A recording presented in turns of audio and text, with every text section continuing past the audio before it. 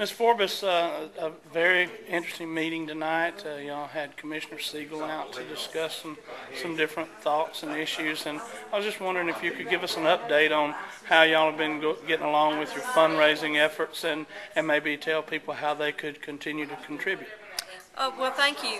Yes, the economy and the downturn in revenues has certainly had a negative effect on our fundraising.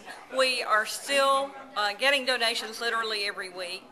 We are moving forward more slowly than I had hoped, but I am cautiously optimistic. There's a lot of discussion going on that I think will move the project forward, that I think perhaps if there's such a thing as an ideal compromise, I think that we are working toward that possibility. People can contribute, whether it's coins out at the main desk in the piggy bank, or if they want to send a check for a naming opportunity in the new library. We are open to all broad-based community support.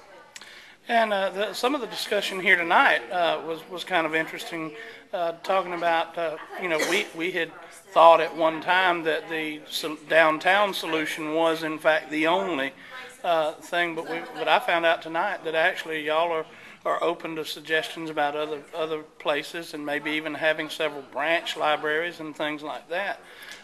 Can you tell us a little bit about those things? Certainly. I think that libraries are constantly evolving and changing, and the needs of patrons are constantly changing. And so what we want is to best meet those needs. There's no magic answer that we're wed to. That's the only way it's going to happen. We're open to possibilities. I think certainly with the size of Dothan now, both in population and traffic, that it's feasible to consider multiple locations. Perhaps a main library downtown with satellite branches farther out, but it's always a matter of money and priorities. And obviously we want to have one good, well-funded library before we have multiple locations. Yeah. So our goal initially is at least to get good, solid funding for an accessible library that meets the needs of patrons, however that may be. Another thing that I found interesting too was there had been different discussions at different times, and I had in fact been led to believe that it was that the choice was to just abandon this building here and never use it again. And I found out tonight that is not the case. That you had still intended to use this building for something to do with the library.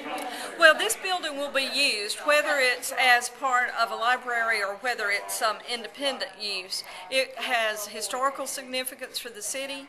It's a lovely facade. There are some internal problems that have to be addressed, like wiring and plumbing from 1940 and a leaky roof and things like that. But it will continue. There are no plans to tear this building down.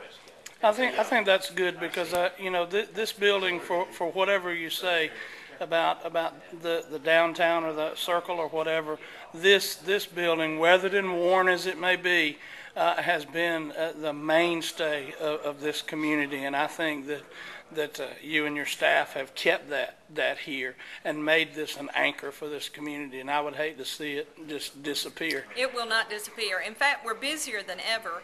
People who think that a central location is not accessible for whatever reason haven't been here on a day-to-day basis. We have more than 500 people a day in and out of this building. We have 24 public computers, and we're having to kick people off after an hour every day because we have so many more people coming in to, unfortunately, file for unemployment benefits or make applications online for jobs. For example, now, even if you're going to apply to work at Walmart, you can't fill out a paper application form. No. You have to apply online. So we have a lot of people who come in here, don't know anything about how to use a computer, and need one-on-one help in order to fill out that application and hopefully get a job. So we're filling a very, very basic need here every day. And of course, with school out, our summer reading program is revved up, taking off. We're participating with the farmers market on Saturdays down at Poplar Head, so we're partnering with other agencies and the services that they provide, and we just want to respond to the needs of the patrons. And the library website is? HoustonLoveLibrary.org. All right. Thank you, ma'am.